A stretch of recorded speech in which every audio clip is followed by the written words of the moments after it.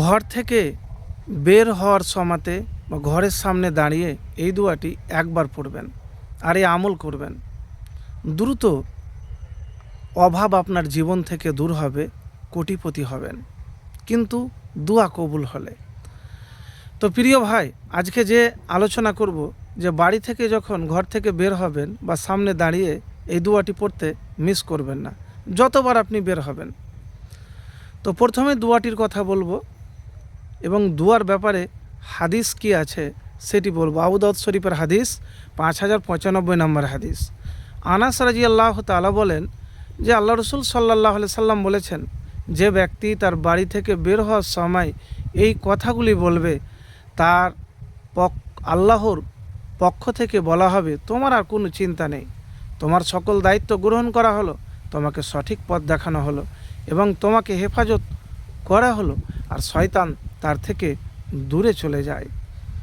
তো প্রিয় ভাই, আরেক বর্ণনাতে আছে যে শয়তান অন্য শয়তানের সাথে সাক্ষাৎ করে বলে, যে ব্যক্তির সকল দায়িত্ব গ্রহণ করা হয়েছে, হেফাজত করা হয়েছে এবং পথ দেখানো হয়েছে, কিভাবে আমরা তার ক্ষতি করতে পারি।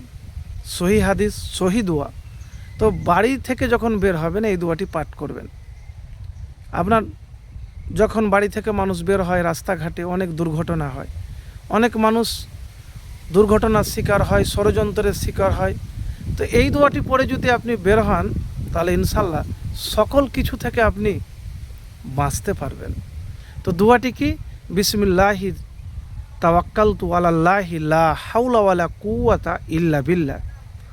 এবারে বলেছি আপনাদেরকে যে আমি কোটিপতি হবেন।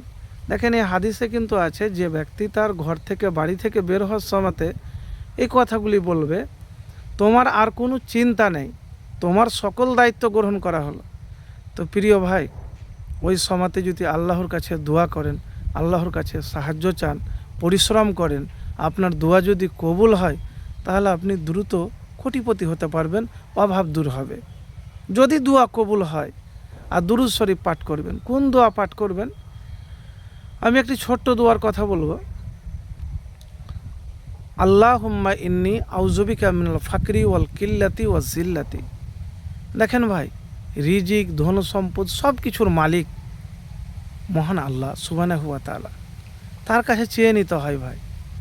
যদি আপনি আল্লাহর ওপর ভরসা, তাওয়াক্কুল করেন বা থাকে আপনার, তাহলে ইনশাআল্লাহ আপনার অভাব জীবন থেকে দূর হবে।